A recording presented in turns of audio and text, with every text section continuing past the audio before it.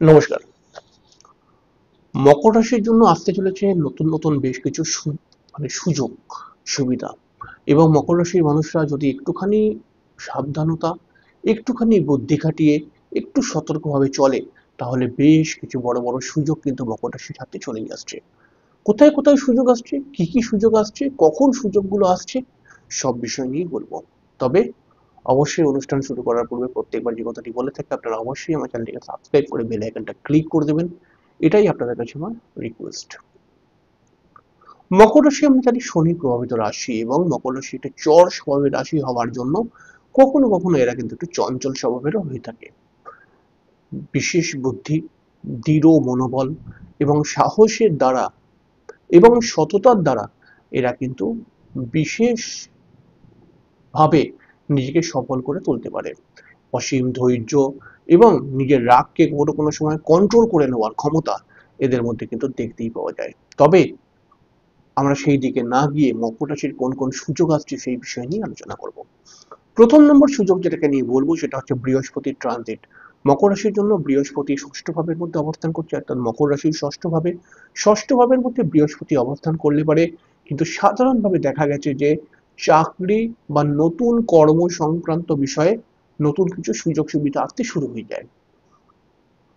বৃহস্পতি ষষ্ঠ ঘরের মধ্যে গিয়ে মকর রাশির কিন্তু নতুন নতুন কর্মের সুযোগ সুবিধা বৃদ্ধি করবে, এবং যে সমস্ত মকর রাশির মানুষরা পিছনের 2 বছরে নিজের ধৈর্য, নিজের সাহস এবং আহ, নিজেকে কাজের মধ্যে সমর্পণ করেছিল, তারা কিন্তু বিশেষভাবে একটি নিজের জায়গা দখল করে নিতে পারবে এই বৃহস্পতির ট্রানজিটে। আপনি যদি একজন মকর রাশির মানুষ হন এবং আপনিও যদি নতুন কোনো কর্ম খুঁজছেন বা একটি নতুন কর্ম প্রাপ্তি হলে পারে ভালো হয়, তাহলে পরে আপনি চেষ্টা করুন, অবশ্যই কিন্তু ডেফিনেটলি আপনি লাভ পাবেন। তবে চেষ্টা আপনাকে বিশেষ সময় করতে হবে, সব সময় চেষ্টা করলে হবে না। তাহলে চেষ্টা কখন করতে হবে? আপনি যদি নতুন কোনো কর্মপ্রাপ্তির চেষ্টা করেন, তাহলে পরে একটি কথা মাথায় রাখতে হবে, আপনাদের জন্য সব থেকে শুভ গ্রহ হচ্ছে শুক্রদেব, কারণ শুক্র মকর রাশির জন্য রাজযোগকারী প্ল্যানেট। এই শুক্র বর্তমান সময়ে প্রায় এই মাসের 20 তারিখের 20 আগস্ট অবধি কিন্তু শুক্র বৃহস্পতির সঙ্গে ট্রানজিট করবে, বৃহস্পতির সঙ্গে একসঙ্গে থাকবে। তো এই সময় আপনারা যদি নতুন কিছু কাজ করার জন্য নতুন কিছু পদক্ষেপ নেন, বা আপনি হয়তো মকর রাশির মানুষ নতুন ব্যবসা করতে যাচ্ছেন, এবং নতুন ব্যবসার জন্য আপনি যদি নতুন কিছু পদক্ষেপ নেন, তাহলে সেই পদক্ষেপ কিন্তু ডেফিনেটলি পজিটিভ হয়ে যাবে। তবে এখানে খেয়াল রাখতে হবে যে একটি গ্রহ শুধুমাত্র আপনাকে ডেভেলপ করে দিতে পারে না। অনেক ক্ষেত্রে এটা দেখা গেছে যে একটি গ্রহই আপনাকে শুধুমাত্র ডেভেলপ করিয়ে দিচ্ছে, এরকম ব্যাপারটা কম দেখা যায়। তো 2-3টি গ্রহের যদি সহযোগিতা পাওয়া যায়, সেখানে কিন্তু পজিটিভ বিষয়গুলো ক্রিয়েট হয়ে যায়। এবার দেখুন, মকর রাশির অধিপতি গ্রহ হচ্ছে শনিদেব। এই শনিদেব মকর রাশির ঠিক 3য় স্থানের মধ্যে বসে বক্রী হয়ে আছে। এর ফলে কিন্তু নতুন নতুন যোগাযোগ বৃদ্ধি পাবে, এবং অর্থের হঠাৎ কিছু অর্থ খরচা হয়ে গেল, পুরনো অর্থ প্রাপ্তি হওয়ার একটি যোগ কিন্তু তৈরি হচ্ছে। বিষয়টাকে খুলে বোঝাতে হবে। কিছু অর্থ হয়তো আগে আপনি কোনো কারণে খরচা করেছিলেন বা কাউকে ধার দিয়েছিলেন, কিন্তু সেই লোকটা ধার দিচ্ছিল না, বা আগে যে অর্থটা খরচা করেছিলেন সেটা ডুবে গেছে মনে করা যাক।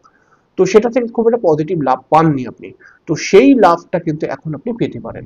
সেরকম সুযোগ সুবিধা আসছে, এবং আপনি কিন্তু যদি কাউকে পয়সা ধার দিয়ে থাকেন এবং কেউ বেশ কিছুদিন ধরে দিচ্ছিল না, তো সেই অর্থ কিন্তু প্রাপ্তি হবার একটি সুন্দর যোগ তৈরি করে দিচ্ছে এখনকার ট্রানজিট।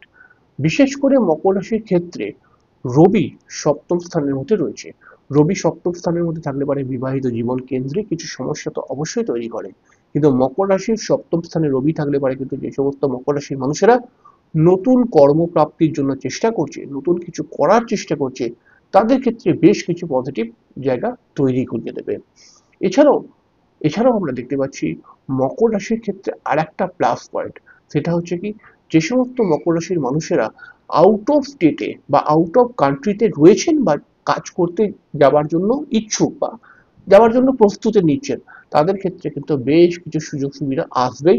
এবং আউট অফ কান্ট্রি বা আউট অফ স্টেট, অর্থাৎ বাড়ি থেকে দূরে যারা কাজকর্ম করছেন, তাদের ক্ষেত্রে কিন্তু পজিটিভ জায়গাটা ভালোভাবে তৈরি হচ্ছে। যে সমস্ত মকর রাশির মানুষরা জ্যোতিষ, তন্ত্র বা অকাল্ট রিলেটেড প্রফেশনের সঙ্গে যুক্ত রয়েছে, এদের ক্ষেত্রেও কিন্তু বেশ কিছুটা লাভ আসবে। কারণ হচ্ছে যে রবি প্রায় যেটা দেখতে পাচ্ছি যে 16ই আগস্ট থেকে সিংহ রাশির মধ্যে প্রবেশ করবে, এবং সিংহ রাশির মধ্যে প্রবেশ করার পর যে সমস্ত মকর রাশি অকাল্ট নিয়ে কোনো কাজকর্ম করছে তাদের ক্ষেত্রে কিন্তু বেশ কিছু অ্যাডভান্টেজ খুলেই দেবে। এবং মকর রাশির মানুষরা যদি অকাল্ট নিয়ে যারা কাজকর্ম করছে তারা যদি নতুন কিছু অকাল্ট নিয়ে করার চেষ্টা করে, অর্থাৎ আপনি ধরুন জ্যোতিষী পেশার মধ্যে রয়েছেন, আপনি একটা নতুন চেম্বার নিতে চাইছেন, বা আপনি জ্যোতিষের মধ্যে নতুন কিছু পদক্ষেপ নিতে চাইছেন, তাহলে 16ই আগস্ট মানে 15ই আগস্টের পর থেকে এই ব্যাপারগুলো কিন্তু সুযোগ সুবিধা বৃদ্ধি পাবে। এছাড়াও কিন্তু কোনো তীর্থ ভ্রমণ হওয়ার সম্ভাবনা বৃদ্ধি পাচ্ছে। এবং যেটা আমরা মূল বিষয়টা বলেছিলাম যে আপনাদের নিজের ব্যবসাকে গ্রোথ করা বা নিজের কর্মকে উন্নতি করা, সরকারের সঙ্গে যুক্ত হয়ে কোনো কাজ করা, যারা প্রমোটারি ব্যবসা করছে তাদের প্রমোটারি ব্যবসার মধ্যে ইমপ্রুভমেন্ট, এগুলো কিন্তু চলেই আসবে আস্তে আস্তে করে। তাই আপনি যদি একজন মকর রাশির মানুষ হয়ে থাকেন তাহলে আপনার ধৈর্য এবং নিজের রাগকে যদি আপনি কন্ট্রোল করতে পারেন, তাহলে পরে কিন্তু এই সমস্ত সুযোগ সুবিধাগুলো আপনিও পেতে পারেন। তাহলে অবশ্যই আপনি কিন্তু কমেন্টস করে লিখবেন যে বর্তমান সময়ে আপনার কি অবস্থা চলছে। তো এটা লিখতে একদম ভুলবেন না যে আপনিও কি বেশ কিছু সুযোগ সুবিধা পাচ্ছেন, না আপনি পাচ্ছেন না। তো পরবর্তী সময় আমি একটা অনুষ্ঠান করে বলবো যে কিছু উপায়, সেই উপায়গুলো করলে 1 মাসেতে রেজাল্ট পাবেন, এমন কিছু উপায় নিয়ে আসছি। তো ডেফিনেটলি কিন্তু কমেন্টস করতে ভুলবেন না, এবং আপনি আপনার বর্তমান সিচুয়েশন কেমন রয়েছে এটা লিখতে একদম ভুলবেন না। যাই হোক, পরের দিন দেখা হয়ে যাবে। ততক্ষণের জন্য